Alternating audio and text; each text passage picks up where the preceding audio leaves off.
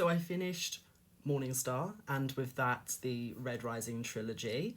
Thank goodness. Let's talk about it.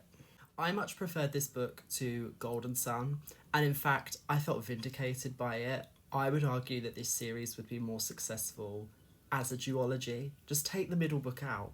I'm fine. Make it so that when Darrow leaves the academy as the number one primus, whatever, they then find out that he's a red, and that puts in the whole conflict of the third book.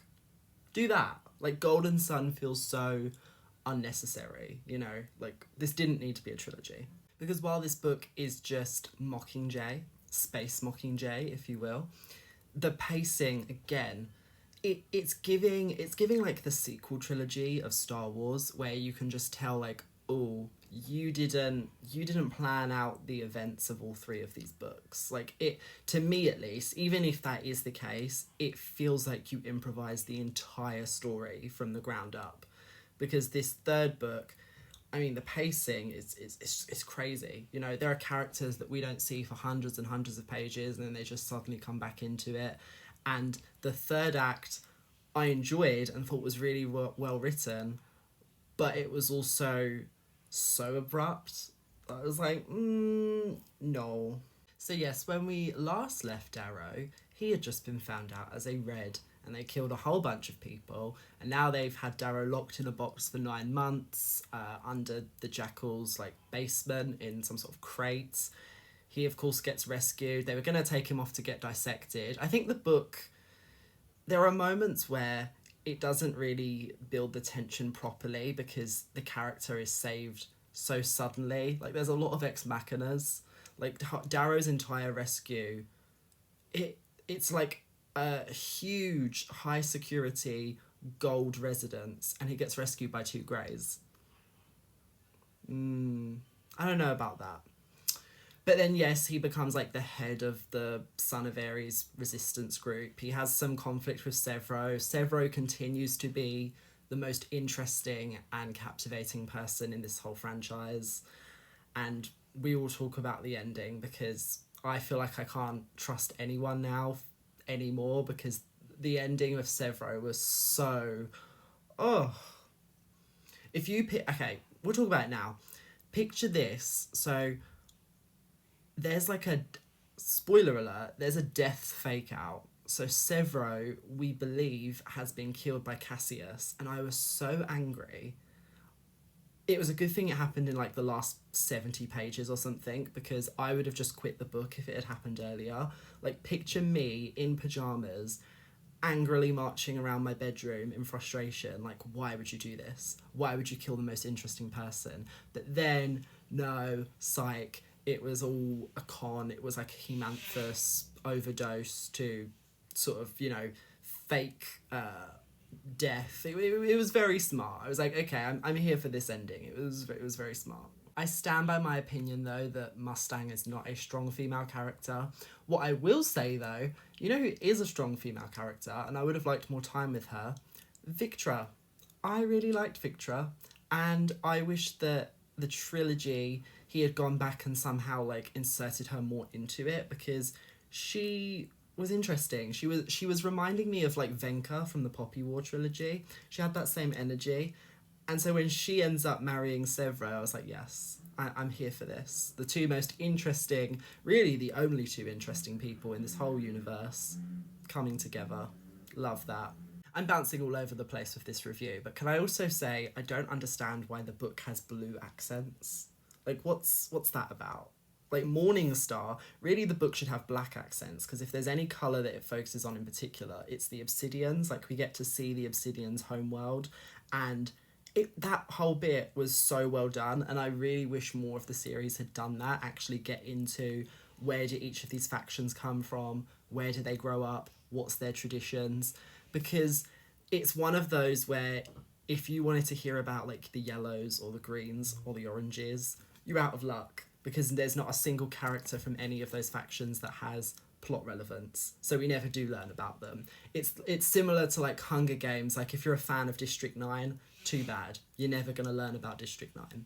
At one point, and I must have read this about 60 times, this line, because I thought I was going crazy, they have a space battle, the Battle of Ilium or something, and they're boarding the enemy's ship and they're cutting down the enemies.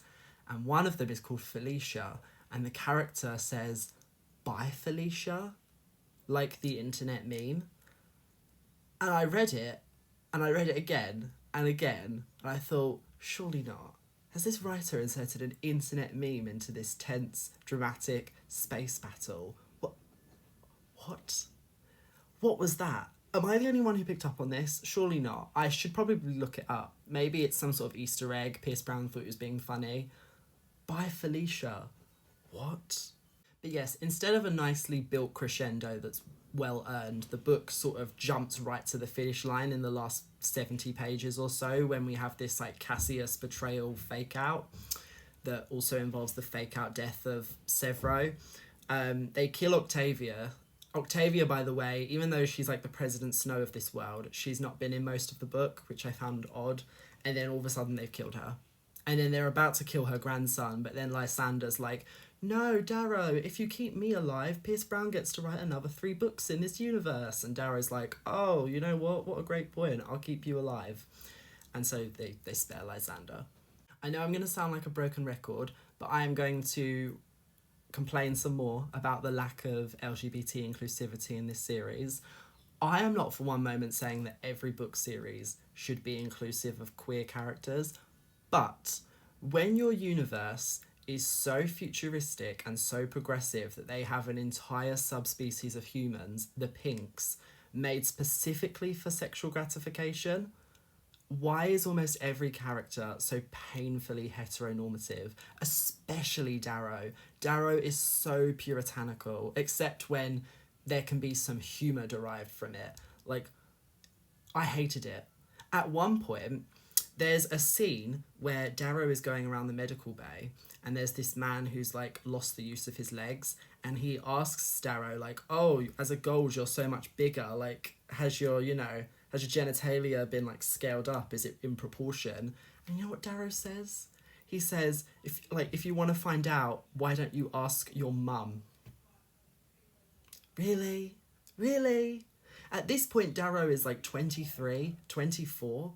Why is he making the kind of jokes that a 13-year-old makes to impress his classmates? It was bizarre. Pierce Brown finally gives us some gay characters, but he gives us Trig, who died near the start of the book during the escape operation, getting Darrow away from the Jackal's residence.